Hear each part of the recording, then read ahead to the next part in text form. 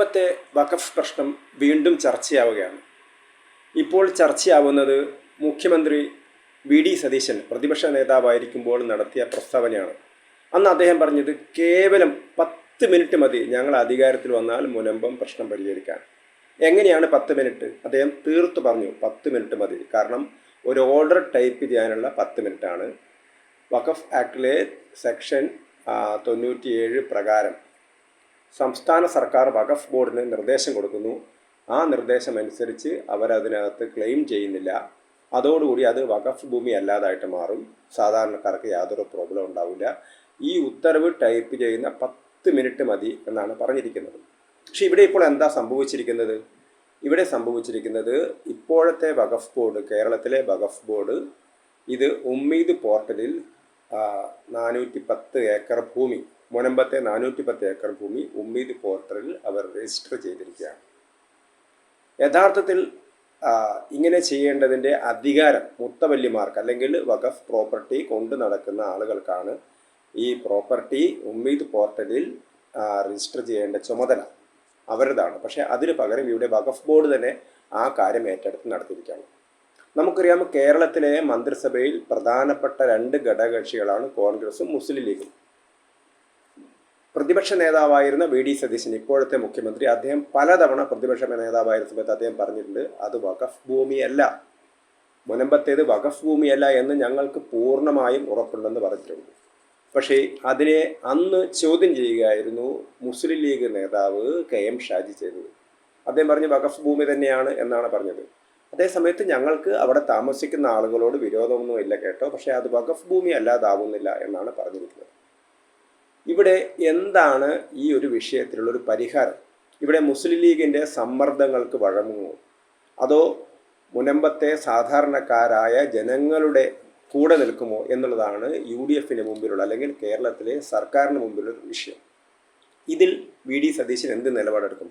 10 minute കൊണ്ട് പ്രശ്നം പരിഹരിക്കാൻ കഴിയുമായിരുന്നു അദ്ദേഹം അത് ചെയ്യുന്നുണ്ടോ?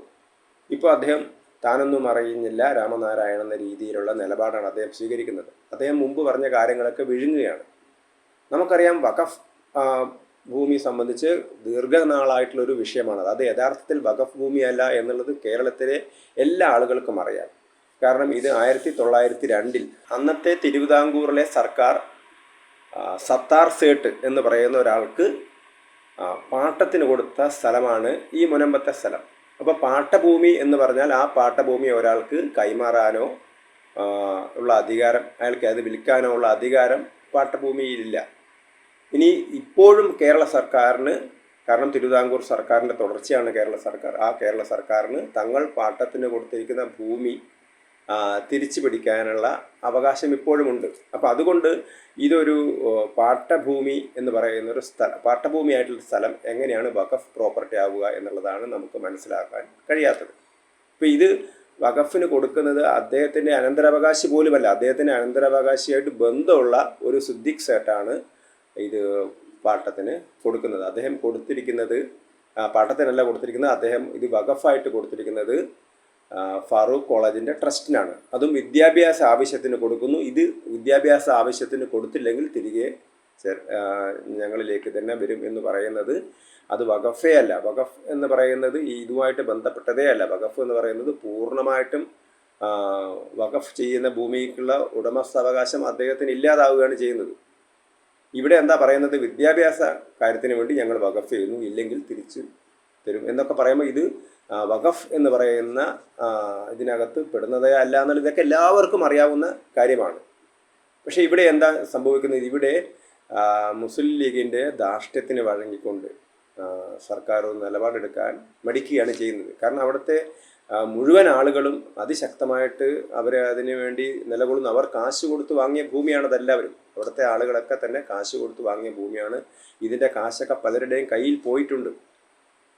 അപ്പോൾ ഇങ്ങനെയുള്ളൊരു പരിസ്ഥിതിയിൽ ജനങ്ങളുടെ കൂടെ നിൽക്കേണ്ട വി.ഡി. സതീശൻ, അല്ലെങ്കിൽ നിൽക്കുമെന്ന് അദ്ദേഹം പ്രഖ്യാപിച്ചിരുന്ന വി.ഡി. സതീശൻ ഇപ്പോഴെന്ത് നിലപാടാണ് സ്വീകരിക്കുന്നത് എന്നറിയാനാണ് കേരളത്തിലെ ജനങ്ങൾക്ക് താല്പര്യം. കാരണം നേരത്തെ കേന്ദ്ര സർക്കാർ വഖഫ് ഭേദഗതി നിയമം കൊണ്ടുവന്ന സമയത്ത് UDF, മുസ്ലിം ലീഗും കോൺഗ്രസും ഒക്കെ അതിനെതിർത്തിരുന്നതാണ്. അപ്പോൾ അവർ പറഞ്ഞ എന്താണ്, ഇങ്ങനെ ഇത് വി.ഡി. സതീശൻ അന്നത്തെ പ്രതിപക്ഷ നേതാവ് പറഞ്ഞിരുന്നത് അങ്ങനെ നിയമപ്രശ്നങ്ങളുടെയൊന്നും പോകേണ്ട കാര്യമില്ല. അത് BJP യുടെ ഒരു തന്ത്രമാണ് നിയമപ്രശ്നങ്ങളിലേക്കൊക്കെ പോകുന്നത്. നിയമപ്രശ്നങ്ങളൊന്നും പോകേണ്ട കാര്യമില്ല. ഇത് വഖഫ് ബോർഡ് 10 മിനിറ്റ് കൊണ്ട് വഖഫ് ബോർഡിനെ കൊണ്ട് ഞങ്ങൾക്ക് ചെയ്യിപ്പിക്കാൻ കഴിയുന്നതേ ഉള്ളൂ എന്നാണ് പറഞ്ഞത്. അപ്പം അവിടുത്തെ ജനങ്ങളുടെ ആശങ്ക പരിഹരിക്കാൻ മുഖ്യമന്ത്രി VD സതീശൻ തയ്യാറാകുമോ എന്നുള്ളതാണ് ഇപ്പോഴത്തെ പ്രശ്നം.